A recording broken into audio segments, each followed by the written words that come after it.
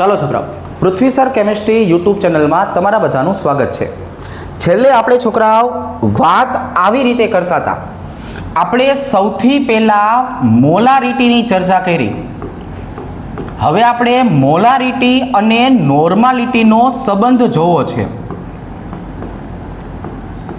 તો એના માટે આપણે એવું શીખતા કે જેવી રીતે મોલારિટી છે એ મોલારિટી કોની સાથે કામ કરે છે, તો કે ભાઈ મોલારિટી કામ કરે છે અણુભાર સાથે। એવી રીતે નોર્માલિટી કામ કરે છે છોકરાઓ તુલ્ય ભાર સાથે। તો આજે આપણે વાત કરવાની છે નોર્માલિટી અને નોર્માલિટી સાથે સંકળાયેલા અલગ અલગ પ્રકારના શબ્દ, અને પછી મોલારિટી અને નોર્માલિટીનો સંબંધ શીખવો છે। ચાલો તો આજનો કાર્યક્રમ આપણે સ્ટાર્ટ કરીએ। તો છેલ્લે આપણે જ્યારે નોર્માલિટીનું સૂત્ર સમજાયું હતું તો એ આવી રીતનું હતું, નોર્માલિટી બરાબર દ્રાવ્યનું વજન એને ગુણ્યા 1000। ભાંગાકારમાં શું આવશે છોકરાઓ, તો કે ભાઈ ભાંગાકારમાં આવશે દ્રાવ્યનો તુલ્ય ભાર, અને એને ગુણ્યા આપણે કરતા હતા દ્રાવણનું કદ। આ દ્રાવણનું કદ આપણે લખવાનું હતું ml માં। રેડી? આપણે આટલી વસ્તુ જે છે એની ચર્ચા કરેલી। હવે આપણા માટે નવો શબ્દ જે તુલ્ય ભાર આવેલો છે, એ તુલ્ય ભાર કોની સાથે સંકળાયેલો હતો, તો કે ભાઈ આ નવો શબ્દ તુલ્ય ભાર અણુભાર અને સંયોજકતા સાથે સંકળાયેલો હતો। જો આવી રીતે, તો આપણી પાસે જે સંયોજકતા શબ્દ છે એ સંયોજકતાનો આપણે 3 અલગ અલગ રીતે મતલબ કાઢેલો કે આ જે સંયોજકતા છે એ સંયોજકતા એસિડ સાથે સંકળાયેલી હોઈ શકે, બેઝ સાથે સંકળાયેલી હોઈ શકે અને ક્ષાર સાથે સંકળાયેલી હોઈ શકે। તો આજે આપણે પહેલા એસિડ, પછી બેઝ અને પછી ક્ષાર એમ 3 ઘટકોની લાઈનમાં ચર્ચા કરશું। ચાલો તો પહેલા આપણે છોકરાઓ વાત કરવી છે એસિડ માટે। પહેલો આપણો ટોપિક કયો છે છોકરાઓ? એસિડ માટે। તો જો આપણે એસિડ માટેની વાત કરીએ તો આપણે અહીંયા આવું સમજૂતી આપેલી કે એસિડ માટે શું જોવાનું છે છોકરાઓ, તો કે ભાઈ છૂટા પડતા H+ ની સંખ્યા જોવાની છે। એસિડની આપણે વાત કરીએ તો એસિડ માટે શું કરશું? છૂટા પડતા H+ ની સંખ્યાની વાત કરશું।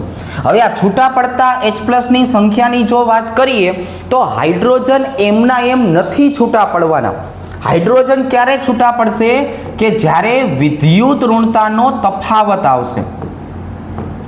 વિદ્યુત ઋણતા શબ્દ આપણે છોકરાઓ ચેપ્ટર નંબર 3 માં ડિટેલમાં શીખશું।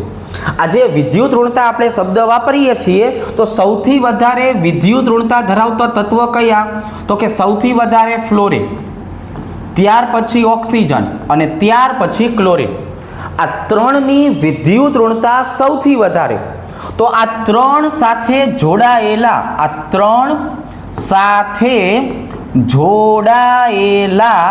હાઇડ્રોજન પ્લસ તરીકે છૂટા પડશે। તો આપણે એવા જ હાઇડ્રોજનની સંખ્યાને ધ્યાનમાં લેશું કે જે ફ્લોરિન, ઓક્સિજન અને ક્લોરીન સાથે જોડાય। રેડી? ચાલો તો હવે આપણે અહીંયા થોડુંક એવું ડિટેલમાં કામ કરીએ। અહીંયા આપણે લખીએ છીએ છોકરાઓ એસિડ, અહીંયા લખવાનો છે છોકરાઓ એમનો અણુભાર, એના માટે આપણે ભાગાકારમાં કરશું એમની સંયોજકતા, અને પછી આપણને બરાબર કરીને મળવાનું છે તુલ્ય ભાર। હવે હું અહીંયા તમને એક્સ્ટ્રા તરીકે શું શીખડાવવાનો છું, તો કે ભાઈ એક્સ્ટ્રા તરીકે શીખડાવવાનો છું દરેકે દરેક એસિડના બંધારણ। એ બંધારણને આપણે છોકરાઓ જોશું ને એટલે આપણને ખબર પડશે કે આમાંથી કયા કયા હાઇડ્રોજન છૂટા પડી શકે। તો હવે આપણી પાસે અત્યારે જોવા જઈએ તો હાઇડ્રોજન શેમાંથી છૂટા પડી શકશે, તો એવા એસિડ કયા કયા, તો કે પહેલું છે હાઇડ્રોક્લોરિક એસિડ, બીજું છે નાઇટ્રિક એસિડ, ત્રીજું છે સલ્ફ્યુરિક એસિડ, ચોથું છે એસિટિક એસિડ, એના પછી આવશે ફોસ્ફોરિક એસિડ, એના પછી આવશે છોકરાઓ ફોસ્ફોરસ એસિડ, અને સૌથી છેલ્લે આવવાનું છે છોકરાઓ હાઇપોફોસ્ફરસ એસિડ, અને સૌથી છેલ્લે કોણ આવશે?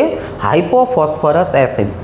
તો આ બધાના અણુભારનો ચાર્ટ આપણે બનાવેલો છે. જો જરાક યાદ કરો, આ બધાના અણુભાર આપણે છેલ્લા પેજ ઉપર લાઈનમાં લખેલા છે. કઈ રીતે?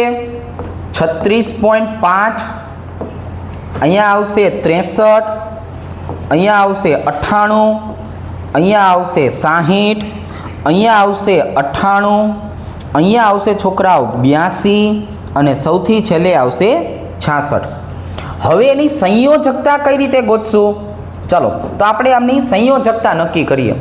માની લો કે આપણી પાસે HCl છે, તો HCl નું બંધારણ આવી રીતના હશે. જો તો આમાં તો ક્લોરીન સાથે જોડાયેલો આપણને હાઇડ્રોજન મળી ગયો. આવા હાઇડ્રોજનની સંખ્યા કેટલી? તો કે 1. એનો અર્થ એવો થયો કે આમની સંયોજકતા કેટલી કહેવાય? જો 1. રેડી? ચાલો આ તુલ્યપાઠ થોડીક વાર પછી લખીએ. હવે બીજા નંબરે કોણ આવશે? HNO3. છોકરાઓ HNO3 નું બંધારણ જો આવી રીતે હોય: હાઇડ્રોજન, ઓક્સિજન, નાઇટ્રોજન, ડબલ બંધથી ઓક્સિજન અને ઓક્સિજન, આવી રીતે.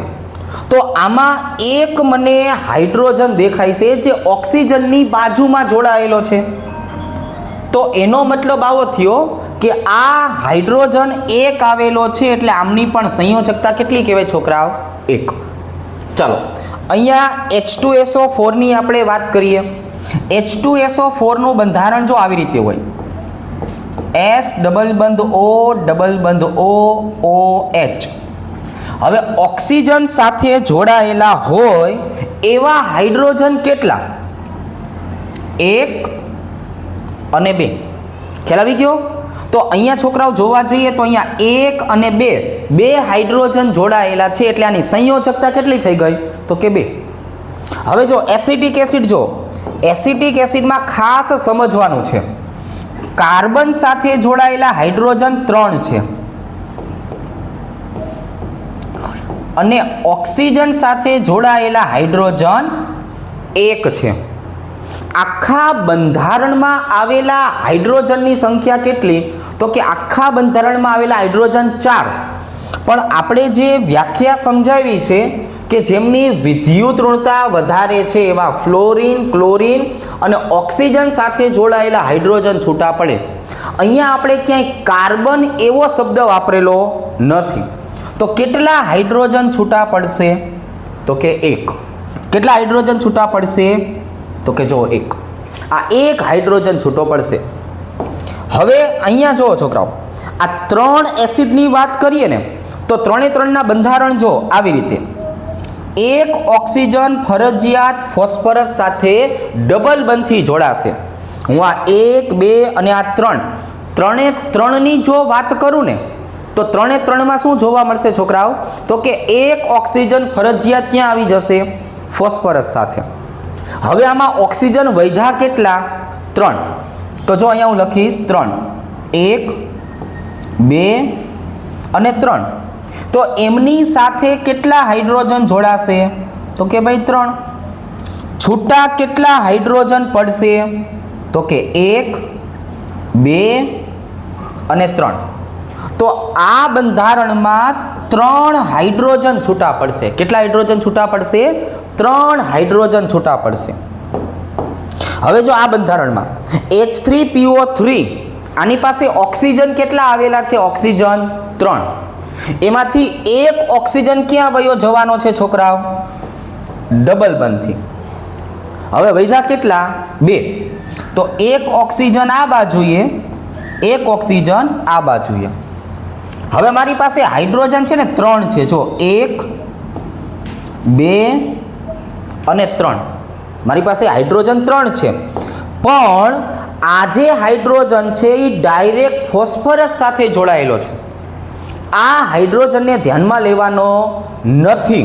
તો છૂટા કેટલા પડશે? 1 અને 2. તો અહીંયા હું કેટલા લખીશ છોકરાઓ? તો કે 2. હવે આની પાસે ઓક્સિજન કેટલા છોકરાઓ? 2. એક ઓક્સિજન ક્યાં વયો જશે? ડબલ બંધથી. વધ્યા કેટલા ઓક્સિજન? 1. તો હવે અહીંયા તમે જરાક જોવા જશો તો એક ઓક્સિજન સાથે જોડાયેલો હાઇડ્રોજન છૂટો પડશે. બાકીના જે 2 હાઇડ્રોજન છે એ ફોસ્ફરસની સાથે ડાયરેક્ટ જોડાયેલા હશે. જો તો અહીંથી છૂટા પડતા હાઇડ્રોજનની સંખ્યા કેટલી થઈ ગઈ છોકરાઓ? 1.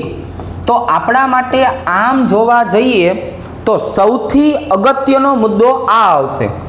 કયો? સંયોજકતા. આપણે સંયોજકતા ઉપર વધારે ફોકસ કરવાનું છે. સંયોજકતાને આધારે નક્કી કરશું કે અહીંયા સંબંધ કેવો મળશે. હવે આપણને ખબર પડી ગઈ છે કે ભાઈ સંયોજકતા આમની 1 છે. ચાલો 36.5 ભાગ્યા 1 કેટલો જવાબ આવશે? 36.5. 63 ભાગ્યા 1 કેટલો જવાબ આવશે? 63. 98 ભાગ્યા 2 કેટલો જવાબ આવશે? 49. 60 ભાગ્યા 1 કેટલો જવાબ આવશે? 60. 98 ભાગ્યા 3 કેટલો જવાબ આવશે? 32.67. 82 ભાગ્યા 2 કેટલો જવાબ આવશે? 41. અને 66 ભાગ્યા 1 એટલે 66. પણ મારે જે સૌથી અગત્યની વસ્તુ છે જેના ઉપર ધ્યાન રાખવાનું છે એ સંયોજકતા છે. તો હવે એક વખત ખાલી આપણે જોઈએ કે હું ડાયરેક્ટ જો અણુસૂત્રને જોઉં તો એમાંથી મને હાઇડ્રોજન કેટલા છે એ ખબર પડી જાય છે. ચાલો ચેક કરીએ. HCl માં 1 જ હાઇડ્રોજન છે. જો તો સંયોજકતા કેટલી? 1. HNO3 માં 1 જ હાઇડ્રોજન છે. સંયોજકતા કેટલી? 1. H2SO4 માં 2 હાઇડ્રોજન છે. સંયોજકતા કેટલી? 2. એસિટિક એસિડમાં 3 હાઇડ્રોજન કાર્બન સાથે છે. ઓક્સિજન સાથે તો ખાલી 1 જ છે. સંયોજકતા કેટલી? 1. આ 3 માટે છોકરાઓ આપણે એવું સમજાવ્યું છે કે 3 માટે એક ઓક્સિજન ક્યાં વયો જશે? ડબલ બંધથી. હવે કેટલા ઓક્સિજન વધ્યા? 3. સંયોજકતા 3. ઓક્સિજન કેટલા? 3. એક ક્યાં વયો જશે? ડબલ બંધથી. કેટલા વધ્યા? 2. સંયોજકતા 2. ઓક્સિજન કેટલા? 2. એક ક્યાં વયો જશે? ડબલ બંધથી. કેટલા વધ્યા? 1. તો મારા માટે સૌથી અગત્યની વસ્તુ છે ને એ આ સંયોજકતા હશે. હવે મારે અણુને જોવાનો છે અને સંયોજકતા નક્કી કરવાની છે. મને સંયોજકતા આવડે એટલે આખી નોર્માલિટી આવડી જશે. ક્લિયર? આટલી વસ્તુ સમજાઈ જશે. હવે ચાલો પહેલાં આટલું લખી લઈએ. હવે જુઓ છોકરાઓ, હવે આપણે વાત કરવાની થશે શેની? તો કે હિસાબ કરવાની. પણ આ હિસાબ આપણે દાખલાનો કરશું, સાહેબના પગારનો નહીં કરીએ. બરોબર? તમારે શું શીખવાનું છે? હિસાબ કરતા શીખવાનું છે. પણ કયો હિસાબ કરવાનો છોકરાઓ? દાખલાનો. ચલો હવે આ જ રીતે આપણે બેઝની વાત કરશું છોકરાઓ. શેની વાત કરવાની છે? બેઝની વાત કરવાની છે. તો બેઝમાં તો સૌથી સહેલું. બેઝમાં તો છોકરાઓ શું કરવાનું જરાક જોવો ને. તો કે જો આવી રીતે હાલો, અહીંયા લખશું આપણે છોકરાઓ બેઝ, અહીંયા લખશું આપણે એમનો અણુભાર, ભાગાકારમાં એમની સંયોજકતા અને બરાબર આવશે એમનો તુલ્યભાર. તો બેઝમાં તો જેટલા OH આપણને દેખાય એટલી એની સંયોજકતા. તો એમાં તો ભાઈ સૌથી સરળ છે. ચલો બેઝ કયા કયા છે આપણી પાસે? NaOH,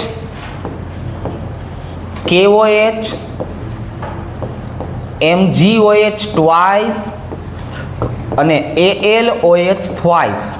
ready? જો આટલા.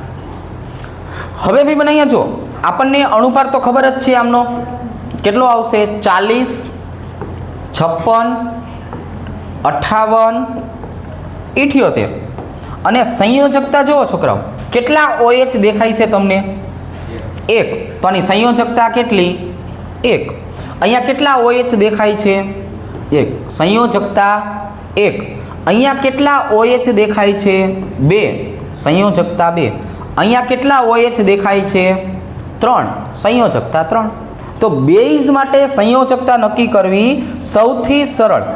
ચાલો 40 ભાગ્યા 1 કરો જોઈ. 40. 56 ભાગ્યા 1 કરો જોઈ. 56.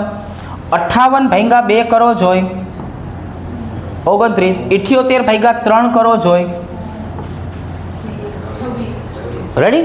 તો આ થઈ ગઈ બેઝની સંયોજકતા, આ થઈ ગયો બેઝનો તુલ્યભાર.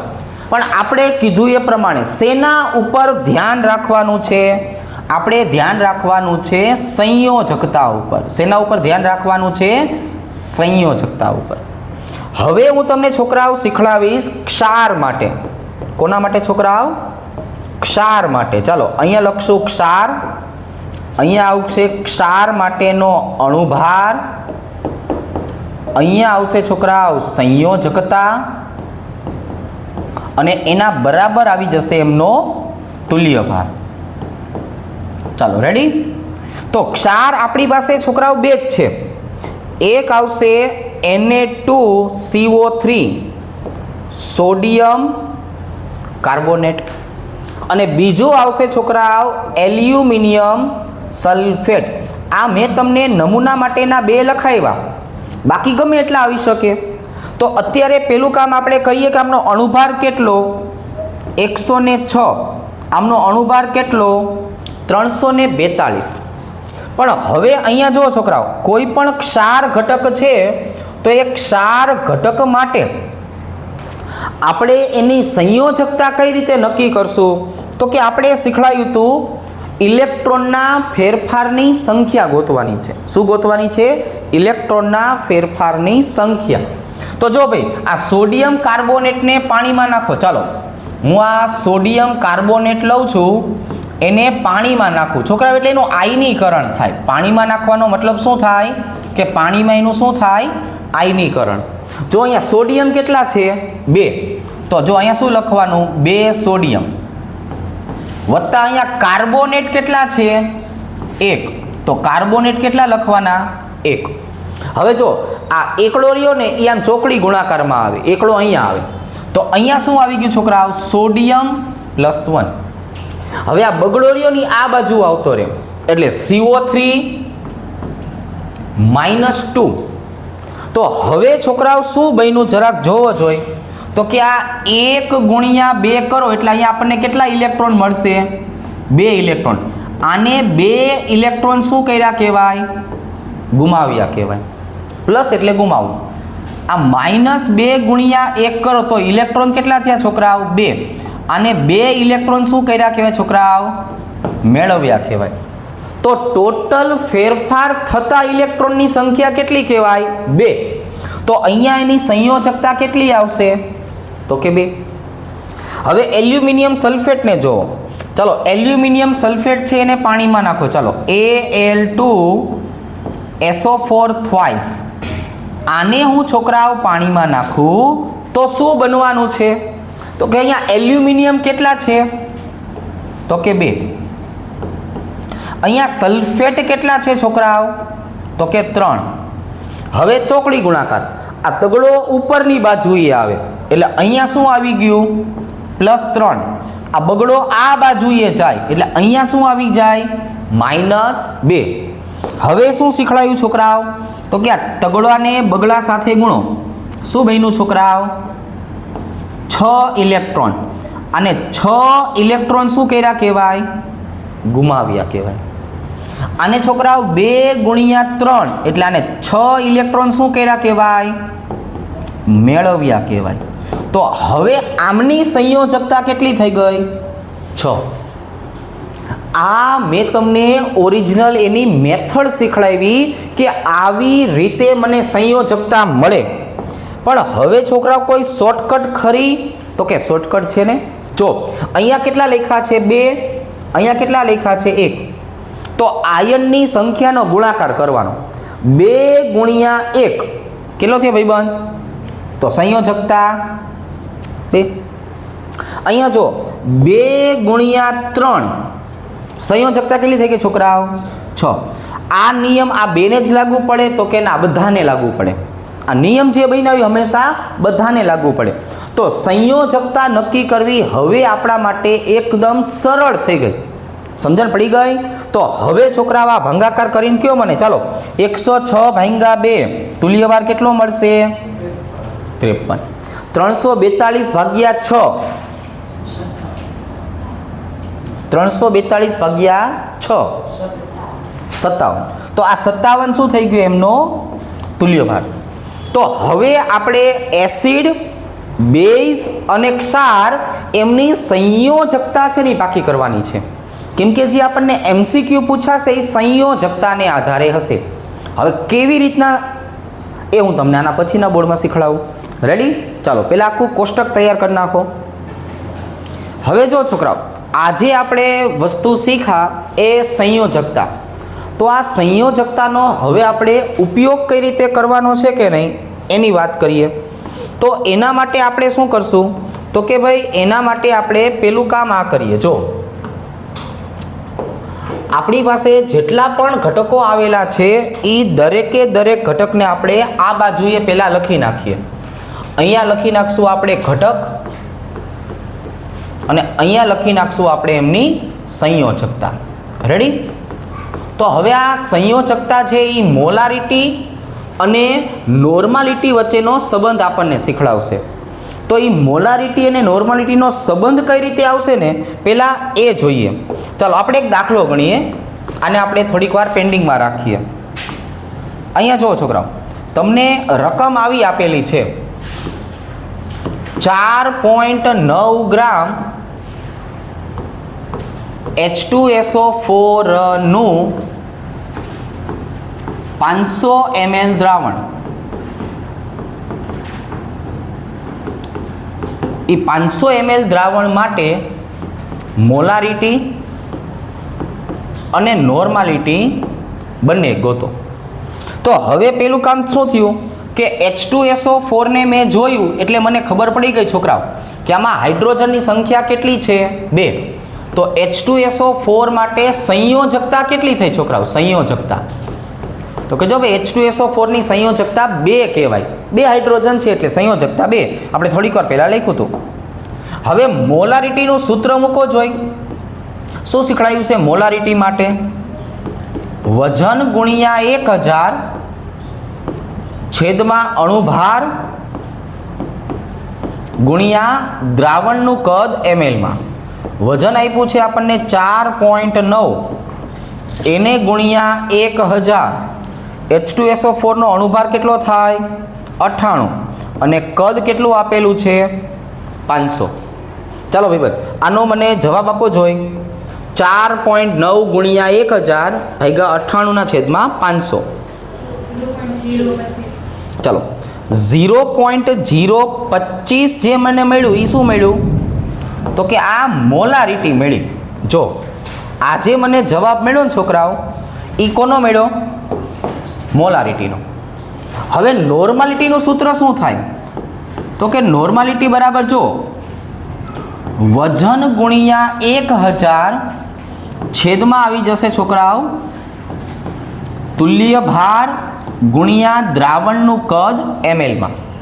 ચાલો ફરીથી આ બાજુએ એક્સ્ટ્રામાં તુલ્ય ભાર એટલે શું અત્યારે શીખડાયું છોકરાઓ? અણુભાર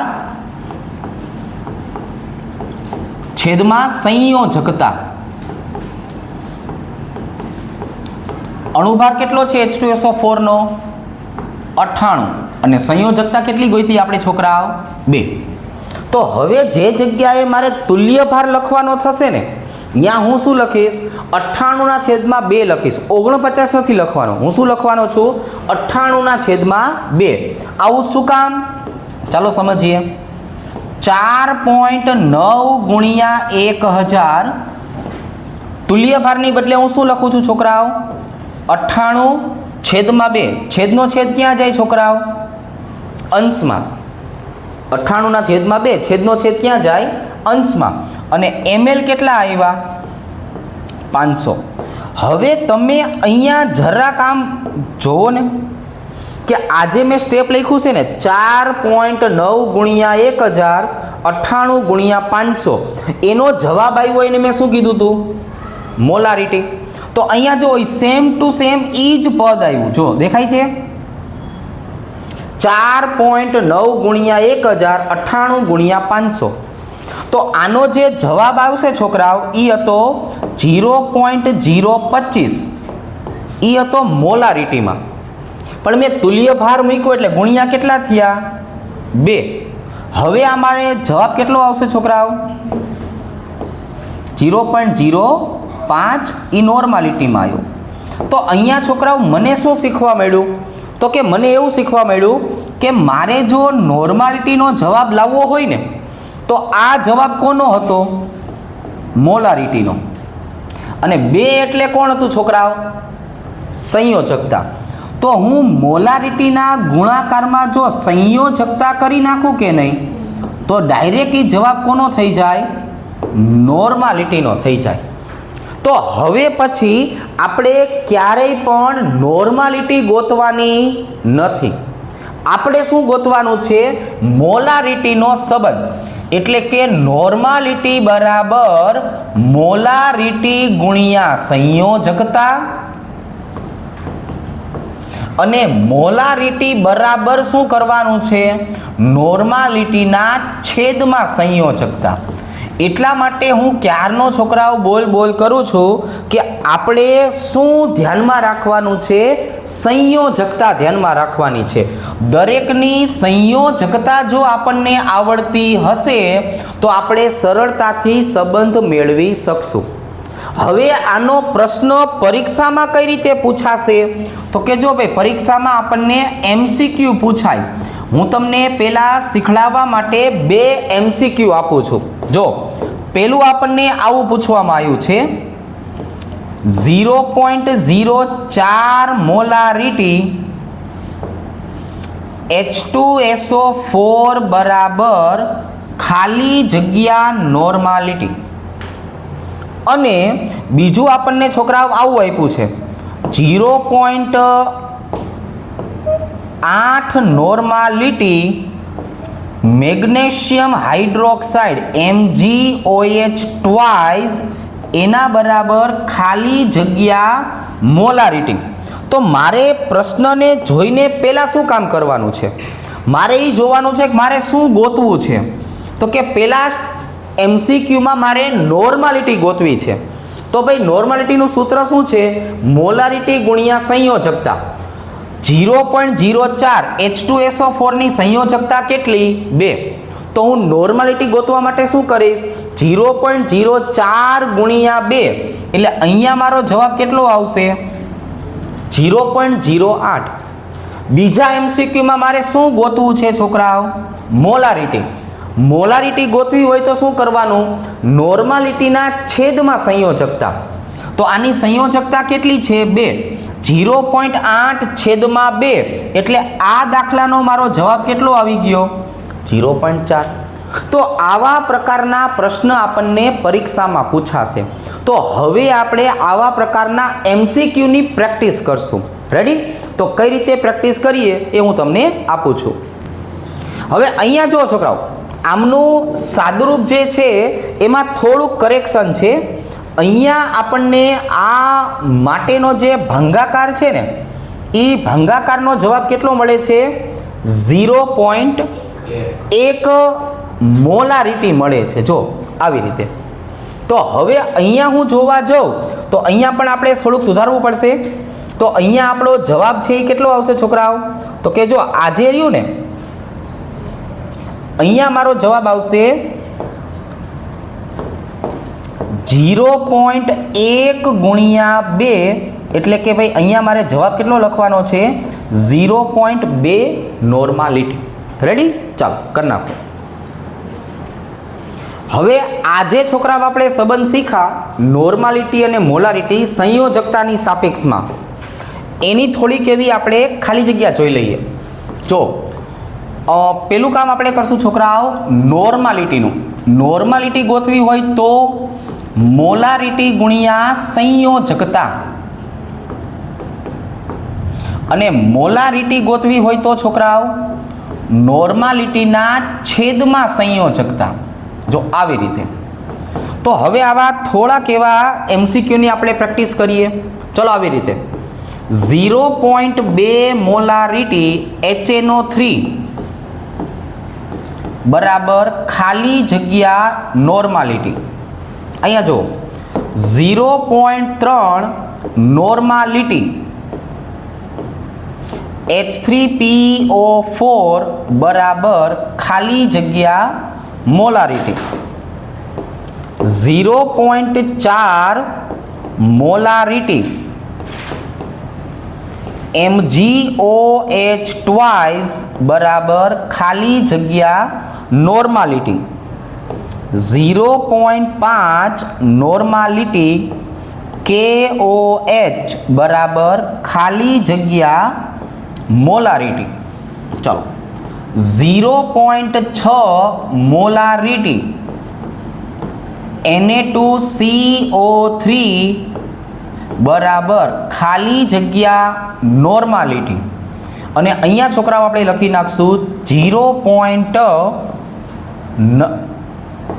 એક આપણે એવો આંકડો લઈએ 0.12 normality Al twice SO4 twice બરાબર ખાલી જગ્યા મોલારિટી. રેડી? ચાલો હવે બધી વસ્તુનો આધાર સંયોજકતા ઉપર આવી ગયો છોકરાઓ. દરેકે દરેક વસ્તુનો આધાર શેના ઉપર છે? સંયોજકતા ઉપર. હવે અહીંયા જુઓ છોકરાઓ, મને આપ્યું છે મોલારિટી, મારે ગોતવી છે નોર્માલિટી. સ્વાભાવિક છે હું 0.2 સાથે આની સંયોજકતાનો ગુણાકાર કરીશ. તો આની સંયોજકતા કેટલી થવાની છે છોકરાઓ? તો કે 1. એટલે મોલારિટી અને નોર્માલિટી બંનેનો જવાબ કેવો થઈ ગયો? એક સરખો. હવે અહીંયા જુઓ છોકરાઓ, મને આપેલું છે નોર્માલિટી, ગોતવાની છે મોલારિટી. મોલારિટી બરાબર નોર્માલિટીના છેદમાં સંયોજકતા. H3PO4 ની સંયોજકતા કેટલી હતી છોકરાઓ? તો કે 3. તો 0.3 ના છેદમાં 3 કરો, કેટલો જવાબ આવશે? 0.1. અહીંયા જુઓ છોકરાઓ, નોર્માલિટી ગોતવી છે એટલે આની સંયોજકતા કેટલી થાય? 2. 0.4 ગુણ્યા સંયોજકતા, આનો જવાબ આવશે 0.8. અહીંયા જુઓ છોકરાઓ, KOH ની સંયોજકતા 1 કહેવાય. જ્યારે સંયોજકતા 1 છે તો એનો મતલબ શું થયો છોકરાઓ? સંયોજકતા બરાબર 1 એટલે સિમ્પલ છે, તુલ્ય ભાર અને અણુભાર એ બંને સરખા થઈ ગયા. અને જો તુલ્ય ભાર અને અણુભાર સરખા હોય તો પછી નોર્માલિટી અને મોલારિટી પણ કેવી થઈ જાય? સરખી. તો અહીંયા મારો જવાબ આવશે 0.5. હવે તો કે મોલારિટી આપેલી છે, નોર્માલિટી ગોતવી છે. 2 ગુણ્યા 1 આની સંયોજકતા કેટલી કહેવાય? 2. 0.6 ગુણ્યા 2 કરો છોકરાઓ, કેટલો જવાબ આવશે? 1.2.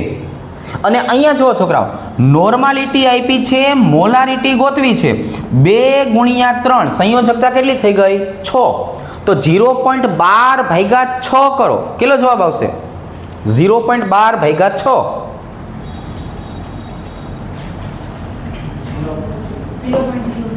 તો અહીંયા આપણો જવાબ આવશે 0.02. તો આપણને પરીક્ષામાં આવા પ્રકારના MCQ પૂછાવાના છે. તો આવી આપણે છોકરાઓ પરીક્ષાલક્ષી તૈયારી કરવાની થશે. રેડી? ચાલો, તો નવા વિડીયોમાં આપણે હવે નવી સાંદ્રતા સાથે મળશું.